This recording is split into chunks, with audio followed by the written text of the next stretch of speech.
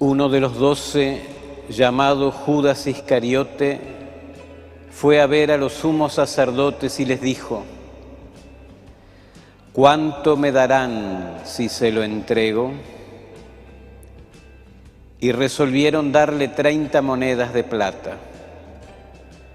Desde ese momento, Judas buscaba una ocasión favorable para entregarlo. El primer día de los ázimos, los discípulos fueron a preguntar a Jesús: ¿dónde quieres que te preparemos la comida pascual? Él respondió: vayan a la ciudad, a la casa de tal persona y díganle: el Maestro dice, se acerca mi hora, voy a celebrar la Pascua en tu casa con mis discípulos. Ellos hicieron como Jesús les había ordenado y prepararon la Pascua. Al atardecer, estaba a la mesa con los 12 y mientras comían Jesús les dijo: les aseguro que uno de ustedes me entregará. Profundamente apenados, ellos empezaron a preguntarle uno por uno: ¿seré yo, Señor? Él respondió: el que acaba de servirse de la misma fuente que yo, ese me va a entregar. El Hijo del Hombre se va, como está escrito de él, pero ay de aquel por quien el Hijo del Hombre será entregado. Más le valdría no haber nacido. Judas, el que lo iba a entregar, le preguntó: ¿seré yo, Maestro? Tú lo has dicho, le respondió Jesús. Palabra del Señor. Gloria a ti, Señor Jesús. Queridos hermanos, en nuestro Señor Jesucristo, el primer cántico del siervo que escuchamos el lunes santo iniciaba su palabra diciendo: miren a mi siervo, ¿se acuerdan? El segundo cántico del siervo que escuchábamos ayer, martes santo, nos presentaba a ese siervo al que teníamos que aprender a mirar, nos lo presentaba como la luz de las naciones. Hoy, el tercer cántico del siervo que escuchamos en la primera lectura empieza invitándonos a tener confianza y para eso a escuchar, porque Dios mismo nos despierta para que lo escuchemos como discípulos, dice Isaías, dice el texto: cada mañana Él despierta mi oído para que yo escuche como un discípulo. Bueno, hoy miércoles santo, ya a las puertas del Triduo Pascual, me parece que es bueno que aceptemos esta invitación de hoy, que abramos nuestros oídos, que abramos nuestro corazón, que pongamos toda nuestra confianza en el Señor y tratemos de acercarnos a esta palabra que se nos regala en el Evangelio, tan fuerte que acabamos de escuchar. Porque es una palabra que pone ante nuestros ojos el misterio del bien de Dios, el misterio de la generosidad humana, pero también el misterio de la iniquidad humana, de la injusticia humana, de la maldad que a veces tenemos. Si lo pensamos, si pensamos nuestra vida detenidamente, nos damos cuenta que estamos rodeados del misterio del bien y también del misterio del mal.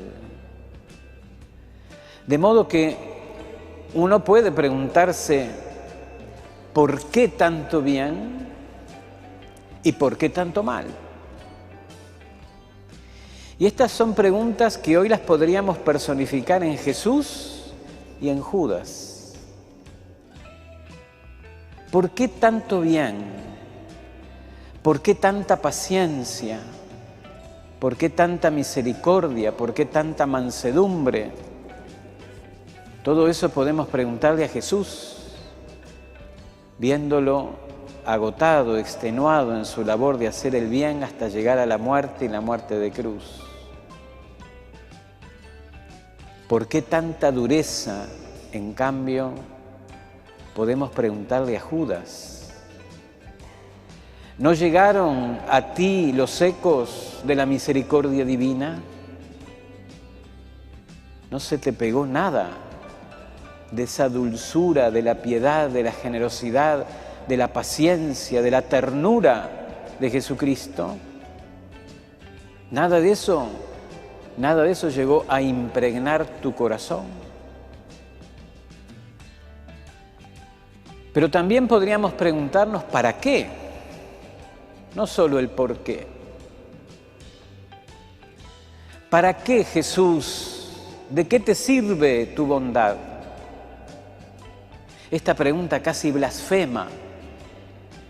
Sin embargo, cuando la pensamos en profundidad, rasga hasta herir las entrañas del corazón humano, que a veces no encuentra razones para ser bueno.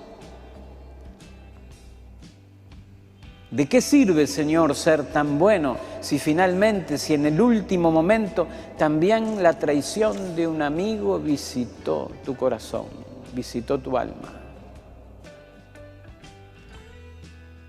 Pero igual podríamos preguntarle a Judas, ¿de qué sirve tu maldad? ¿Qué has conseguido con tu dureza? ¿Hay algún provecho de tu traición? Rodeados por el misterio del bien y por el misterio del mal, sumergidos en esa especie de doble océano de la bondad y de la maldad, los seres humanos muchas veces nos desconcertamos preguntando ¿por qué y para qué? Es también el tiempo de preguntarnos ¿cómo pudo alguien desengañarse de Cristo? Judas no encontró a Cristo como el puente, como el mediador, como el redentor. Claro, pero estas lecturas que hemos escuchado, y en particular este Evangelio, no son para que ahora nosotros nos escandalicemos de Judas. Porque así como es verdad que no hay en la naturaleza humana de Cristo nada distinto de nuestra naturaleza, así también hay que decir que hay en nosotros, que no hay en nosotros nada distinto de lo que hay en Judas. Incluso en cierto sentido podemos decir que somos más parecidos a Judas que a Jesús. Porque Jesús tiene todo en común con nosotros, menos el pecado. En cambio nosotros tenemos todo en común con Judas, incluso el pecado. ¿Cómo se le puede decir no al sí de Dios? Esto no es un juicio contra Judas, sino que es una pregunta por nuestros propios no. Es una invitación a meditar y a reconocer que en nosotros también existe ese misterio de la iniquidad. Entonces, nos podemos preguntar, ¿nos identificamos en algún momento de la vida con Judas? En algún momento de nuestra vida, con mucha sinceridad, nos ponemos frente a Jesús y le preguntamos, ¿acaso soy yo, Señor? ¿Acaso soy yo el que te puede cambiar por cualquier interés, por cualquier cargo, por cualquier placer, por cualquier ideología? ¿Acaso soy yo, Señor, el que puede dar la espalda, traicionar al que está solo, al que está perseguido, al que está torturado, al que está maltrecho, con el que tú te identificas? ¿Acaso soy yo, Señor? Pero también en algún momento de mi vida me identifico con los otros discípulos que quedaron. Porque ¿qué fue lo que hicieron? Jesús acababa de anunciar que uno de ellos lo iba a entregar. Y a ninguno se le ocurre acompañar a Judas, que se va sin terminar de cenar. Y ninguno de los 11 restantes tiene un movimiento de ayuda, de amistad con aquel hombre que estaba atormentado seguramente por el peso de la traición que iba a hacer. Y cuando vamos a los evangelios, vemos que Mateo despacha a Judas con 3 versículos cortos, que Lucas lo olvida, que Marcos lo deja en el huerto y que Juan le dedica 2 versículos y se olvida. Judas, el que hemos considerado el peor traidor a lo largo de más de 20 siglos de historia, desaparece de los relatos canónicos de la vida de Jesús y siguen dejándonos con una pregunta: ¿por qué? ¿Para qué? 30 monedas no son una excusa, no son una respuesta. Por eso, en toda esta historia triste de traición, uno puede preguntarse, bueno, si el Evangelio es buena noticia, ¿dónde está aquí esa buena noticia? Y lo primero que podemos ver es que este conflicto de traiciones, de negaciones, encuentra a Jesús dispuesto.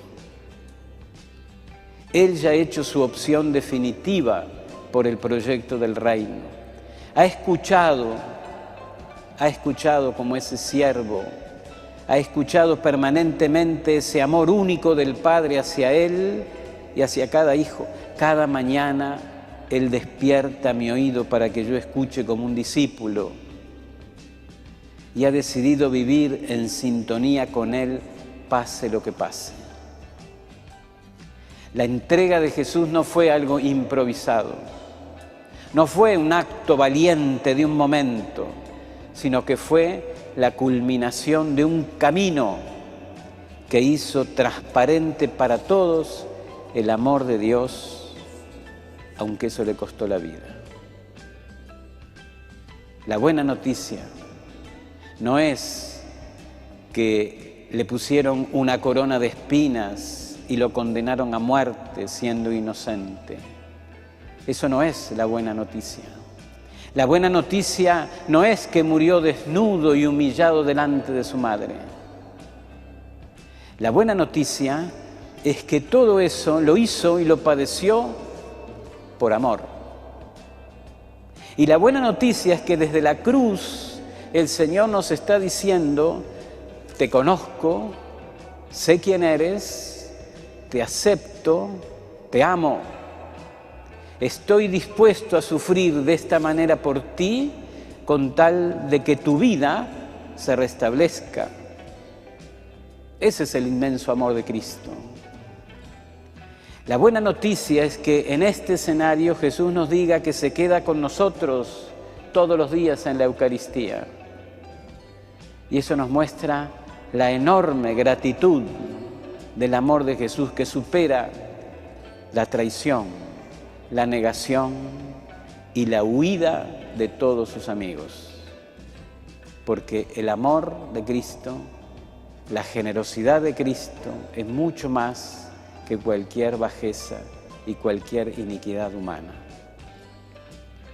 Entonces, luego de toda esta historia triste de hoy, y luego de haber descubierto también allí la buena noticia, pidámosle a María, a su madre, a la Virgen, a la Madre de Dios y a su esposo San José, poder comenzar mañana el Triduo Pascual mirando a ese siervo, poder comenzar el Triduo Pascual descubriendo que Él es la luz, Él es la luz de mi vida, es la luz de nuestra vida. y poniendo toda nuestra confianza en Él, abramos nuestros oídos para escuchar la palabra y darle gracias, porque a pesar de todos nuestros errores, a pesar de nuestros desaciertos, iniquidades, negaciones y traiciones, nos ha escrito en la cruz una carta de amor que todos los que lo seguimos al leerla lo llamamos el Señor de nuestra vida. Que así sea.